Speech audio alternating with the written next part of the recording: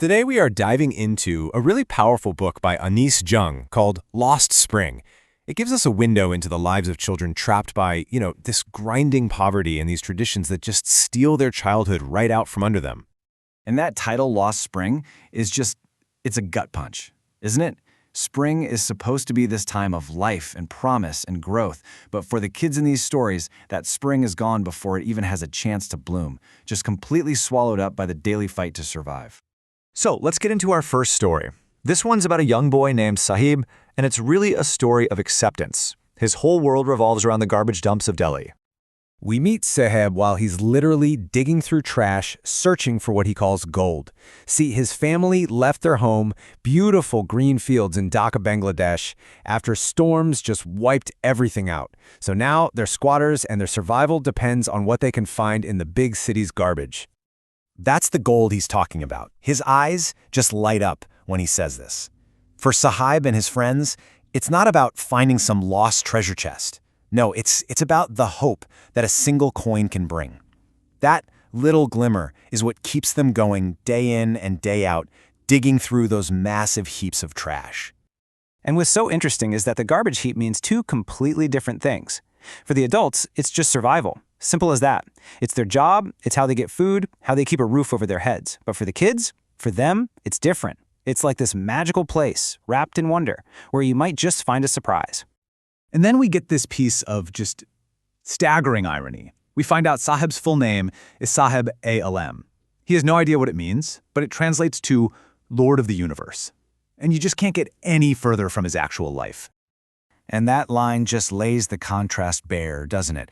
The boy named Lord of the Universe spends all his time walking barefoot through the streets, poor as can be. And he's not alone. He's part of a whole army of kids just like him, all stuck in what the author calls a perpetual state of poverty. So, things seem to take a turn for Saheb. He lands a job at a tea stall. And on paper, it sounds better, right? He's got a steady wage, 800 rupees, and he gets all his meals. But this security, it comes at a really high cost.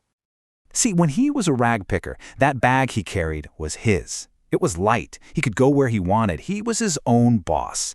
But this heavy steel canister, it belongs to the owner of the tea shop. And with that change, the author notices his carefree look is gone. He's not his own master anymore.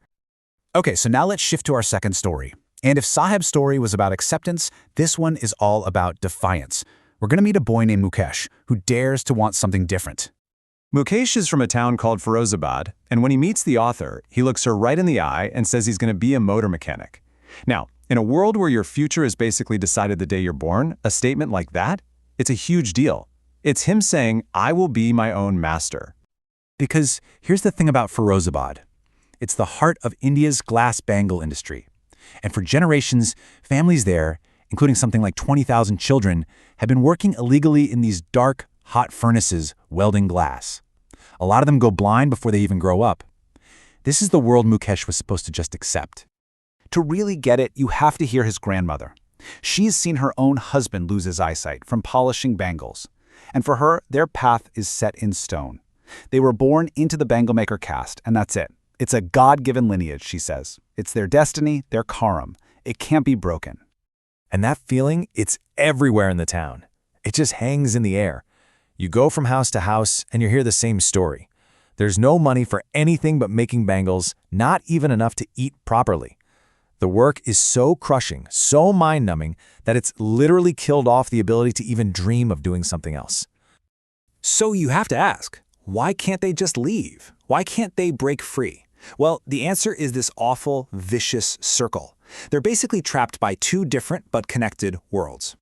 So on one hand, you've got the world of the family. They're tangled in this web of poverty, and they're carrying the weight of their caste. But then there's the other world, this brutal system of middlemen, cops, bureaucrats, and politicians who all exploit them. It's like a pincer movement, and the kids are caught right in the middle with a burden they just can't escape. And this quote from one of the young men there, it just says everything. They know that if they even try to organize, to form a cooperative, to get better prices or conditions, they're the ones who will be punished, beaten, arrested by the very people who are supposed to enforce the law. They are completely powerless. But even in this place that seems so hopeless, we see this little flash of daring in Mukesh. His dream isn't just some fantasy, it's an act of rebellion. I mean, really think about that for a second. In this environment, just to think about doing something different, something your father and his father didn't do, that takes real courage. It's an act of daring.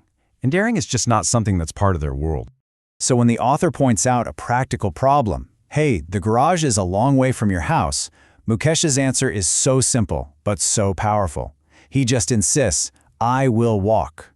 And in that one sentence, in his willingness to walk that long road, that is his flash of daring. That is his quiet fight. And that's what we're left with, really.